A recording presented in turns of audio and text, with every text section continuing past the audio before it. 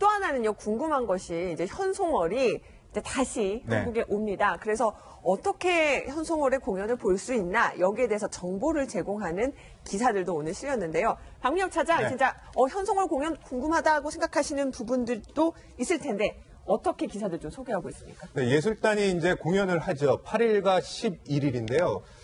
많은 시청자들 분들도 관심이 있을 겁니다.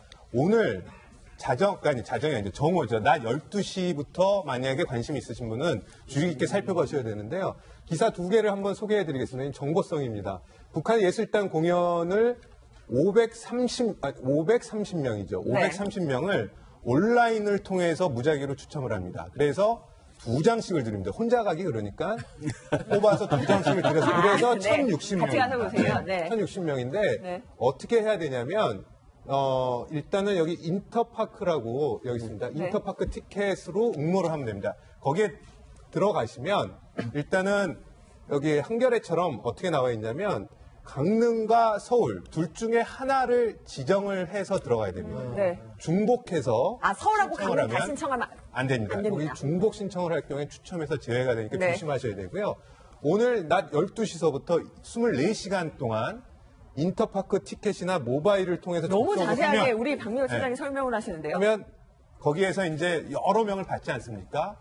여러 명 받은 사람들 중에 무작위로 추첨을 해서 530명을 추첨을 하고 접속장애 일어날 것 같아요. 그럴 수도 있을 것 같기도 하고 벌써 그러고 있는 거 아니야 혹시 설명을 하면서? 준비하고 있을 수도 있어요. 그리고 이 티켓은 어떻게 받냐면 네. 강릉이나 그 국립극장 매표소에 가시면 거기서 그렇군요. 매표소에서 나눠줍니다.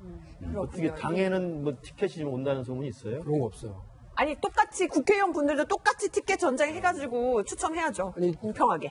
이거하고는 좀 다른 얘기는 네. 해요. 우리 올림픽을 가기 위해서 다 돈을 내서 그렇죠. 그렇게 해서 그 티켓들을 받았는데요. 겁나 죽겠습니다. 저 같은 경우는 패럴림픽 폐막식을 받았어요. 패럴림픽의 예, 폐막식을 받았는데 네. 그때도 춥다 합니다. 그때는 아직 풀리지 않을까 하는데 이렇게 추위 대책도 굉장히 많이 정부에서 고민하고 있다는 얘기도 들었네요. 네, 한 가지만 더 보태드리면 이게 어떻게 어떤 분들이 보면 이렇게 임박했는데 이제서야 알려줬어 이렇게 얘기하실 수 있는데 동아일보 기사를 보면 그 내용이 나와 있습니다. 왜 늦어졌는지. 그러니까 공연이 코앞인데 관람객 선정 기준이 깜깜이라는 지적을 받다가 뒤늦게 계획을 발표했는데 이유를 보니까 여기 나와 있습니다. 통일부와 문체부에서 관람객을 인터파크를 통해 전국 무작위 방식으로 뽑자고 했어요. 근데 극장 쪽에서 강릉이 줄어들겠죠. 그러니까 지역 주민을 많이 초청하자. 이렇게 해서 의견이 조금 엇갈려서 이걸 네. 조율하다 보니까 좀 시간이 걸렸다고. 저는 사실 이거 말고 여기는 사실 제가 뭐 뽑힐 가능성이 없기 때문에 사실 네. 희망을 안 가졌고요. 금강산 합동예술공연은 제가 한번 뽑혔으면 좋겠다는 생각을 했었습니다. 그런데 왜냐하면 금강산 오랜만에 뭐 가고 싶은 생각도 그런데 있었고 지금 금강산 근데 이게 취소돼 버렸죠. 전 이따 한번 광클릭 시도해 보려고. 알겠습니다. 그 결과 시도해보신 결과 어떻게 되는지 제가 다음 저 시간대 한번 확인을 해보도록 하겠습니다.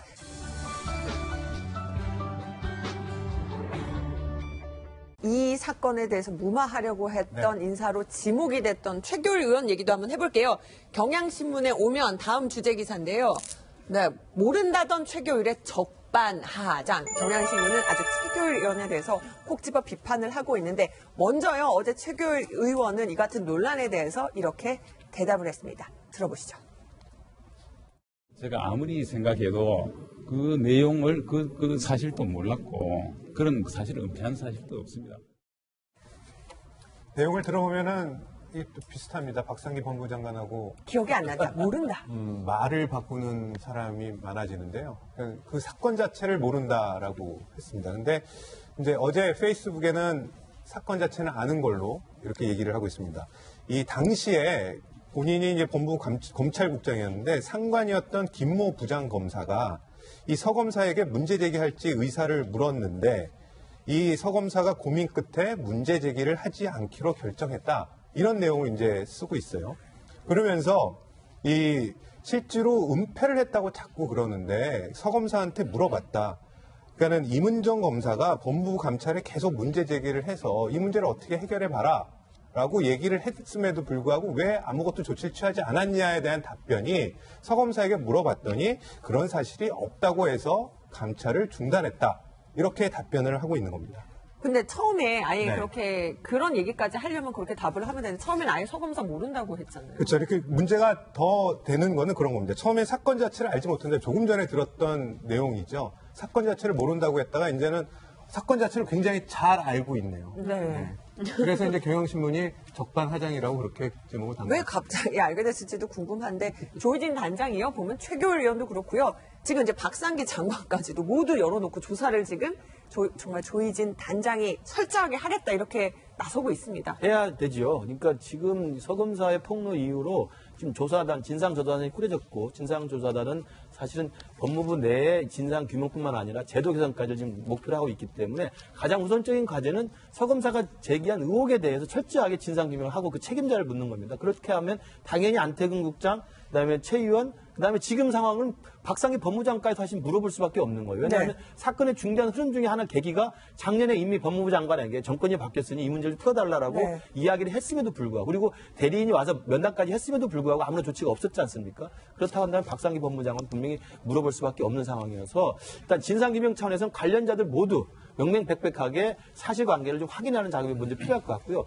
그에 따라서 누가 거짓말했는지, 누구는 법적 책임을 져야 될 것인지 이 부분을 따져야 될 것 같습니다. 그리고 더더군다나 지금 서지영 검사가 이야기했던 폭로 내용 중에는 이 사건 외에 또 다른 사건도 있지 않습니까? 그 부분에 대해서도 아마 명명백백하게 투명하게 공개를 해야 될 것 같습니다. 그래서 최결 의원은 그렇게 얘기를 하죠. 그러니까 은폐 주장과 관련해서 명예훼손으로 고소를 네. 하겠다라는 입장을 밝혔는데 정작 할지 이거는 좀 두고 봐야 될 것 같습니다. 그리고 아마 조희진 단장의 경우는 이게 어떤 또 검찰의 명예와 같이 달려있는 일이기 때문에 더 철저하게 조사를 해야 된다 이런 목소리가 높습니다.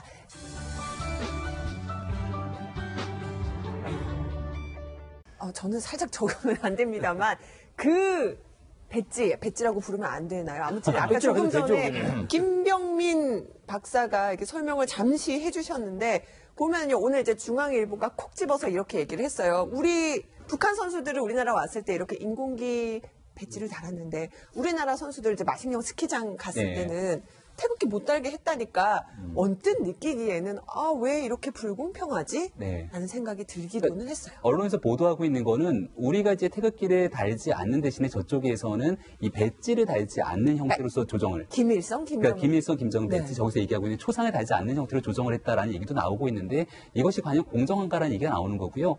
앞서도 잠깐 설명을 드렸지만 마식령 스키장에 갔을 때 태극기를 달지 않기로 했던 것은 이것은 이제 공동 그 경기가 아니라 합동 행사기 때문에 달지 않았다는 측면은 일부 일리가 있습니다. 왜냐하면 평창에서 열리는 국제 대회가 열릴 때는 우리도 태극기를 당연히 달고 가는 거기 때문에 여기서의 공동 행사에서의 태극기를 달지 않은 부분과 그리고 북측 선수단이 대한민국에 내려왔을 때 인공기를 달고 나오는 부분들은 그렇게 좀 같은 동급으로 비교하기 좀 어렵다는 측면이 들고요.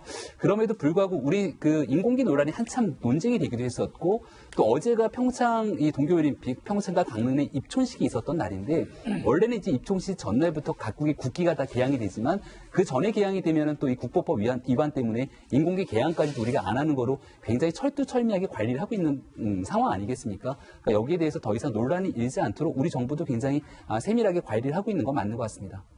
이제 태극기와 인공기 문제 이런 문제에 대해서 국민들이 참 예민하고 기분 나쁘게들 생각하시거든요.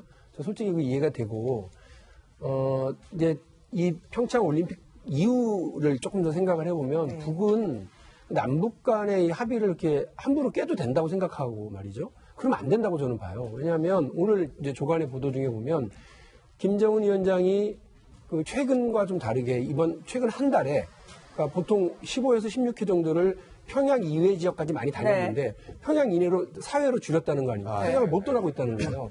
그리고 또 어저께 유엔 사무총장이 구테레스 사무총장에게 미국 좀 말려주라. 미국 좀 말려달라. 쟤들 왜 저 전쟁 연습하려고 그러냐. 겁나 죽겠다. 트럼프 이렇게 대통령 서한을 연설이나 보냈다는 이런 겁니다. 것들을 보고 실제로 우리가 좀 예민하게 봐야 되는 게 밴쿠버에서 미국이 주도해가지고 한국전쟁 참전 20개국이 모였습니다. 모여가지고 미국의 입장, 북한에 대한 미국의 입장을 설명하는 자리였어요. 근데 거기에 우리나라를 비롯한 다른 나라는 전부 다 외무부 장관이 참여했는데 미국만 국방부 장관이 참여했어요. 그러니까 실제로 그 한방 그러니까 코피를 터뜨리든 그 싸대기를 날리든 할 수 있다라고 하는 입장을 분명하게 좀 가지고 있는 거예요. 방금 표현한 말은 조금 거칠지만 뭐 뺨을 때리든. 네. 어쨌든 미국이 이런 그 단호한 입장을 보이고 있는 것에 대해서 북이 말이죠. 평창 올림픽을 통해서 자신들이 한반도 평화를 간절히 자기들도 원한다라고 하는 입장을 보이고 싶으면 남북 간의 대화에 있어서 상호주의 그리고 서로를 존중하는 모습, 합의를 존중하는 모습을 보여야지 아 북은 저 신뢰할 수 없구나. 바로 전날 뭘 합의를 깨트리는구나 이런 걸 자꾸 보여주면 저는 남북 간에도 안 좋고 우리 국민들도 지금 기분이 매우 상해 있거든요. 네. 그리고 미국에서도 볼 때 외부에서 볼 때도 아 북은 역시 우리가 생각한 대로 문제가 많아. 이렇게 되면 본인들이 구테레스 사무총장한테 편지 보내면 뭐합니까?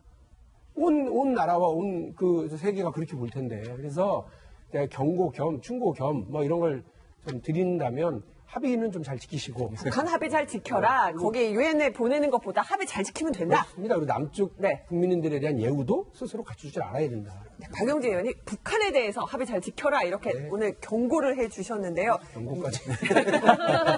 이런 가운데 오늘 이제 북한 선수단 이모저모를 지금 얘기를 하고 있는데 보면 정부에서 이런 것도 밝혔어요. 이제 뭐 북한 선수단이 오는데 비행기 값은 얼마가 들었고 체제비는 얼마나 들었고 이제 이런 것들도 오늘 좀 보도가 나왔어요. 예, 그러니까 정부가 이 북한의 평창 올림픽 참가를 돕는 과정에서 어제까지 약 한 2억 5천만 원 정도를 사용한 것으로 그렇게 알려졌습니다. 그러니까 내용을 보면요, 우리가 그 전세기 띄었잖아요. 그 아시아나항공 전세기가 한 9천만 원 정도 들고요. 그 다음에 그 현송월 관현악 단장 일행을 위해서 KTX 열차를 임시 편성하는데 약 한 1,100만 원 정도 지출한 것으로 네. 알려졌어요. 근데 이제 이 비용이 대충 지금까지는 2억 5천만 원에 이르지만 그러니까 조선일보는 여기다가 다 벌써 2억 5천만 원 네, 그렇죠. 네. 네, 액수를 보는 그러니까 관점이 조금씩 다른 것 같아요. 근데 네. 앞으로 더 많이 늘어날 가능성이 충분하다는 것이 일단 선수단 체류비는 IOC 측에서 부담을 하지만 그 외에 어떤 관현악단, 예술단, 그리고 뭐 태권도 시범단 등등 약 한 4,500명에 이르는데 이들의 이제 체류비는 우리 정부에서 부담을 해야 되기 때문에 네. 결과적으로는 앞으로 한 20억 원 정도는 지출을 좀 예상하고 있어야 되는 것 아니냐. 이제 이렇게 설명을 하고 있습니다. 그리고 이제 또 한 가지는 이제 이런 지출 내역을 결의하는 네. 이제 그런 그 남북 교류 협력 추진 협의회를 통일부가 비공개로 열었고 이거 비공개로 연 것이 사실은 이렇게 이제 북한 측에다가 많은 돈을 쓰는 것에 대한 어떤 비판 여론을 의식했기 때문에 일부러 좀 감추려고 하는 의도가 있지 않았냐. 이제 이런 식으로 이제 조선일보죠. 기사 굉장히 비판적으로 그렇게 사용을 하고 있습니다.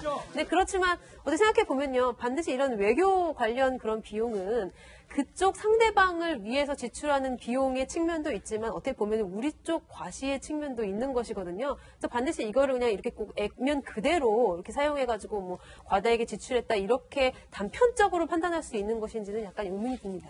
좀 더 좀 정확히 하자면 지금 한 네. 2억 5천만 원이 이제 책정이 됐지 않습니까? 여기에는 이제 마식령 스키장을 다녀온 아시아나 전세기 항공료 이런 거 들어간 거 아니고요. 2억 5천만 원은 지금 그 정부 합동 지원단의 운영비 뭐 정도로 쓰기 위해서 2억 5천만 원이 책정이 됐고 저렇게 이제 전세기나 여기 얘기하는 예술단의 체류비 이런 것들을 위해서는 추가로 더 책정을 해서 네. 이제 비용이 더 늘 것으로 예상이 됩니다.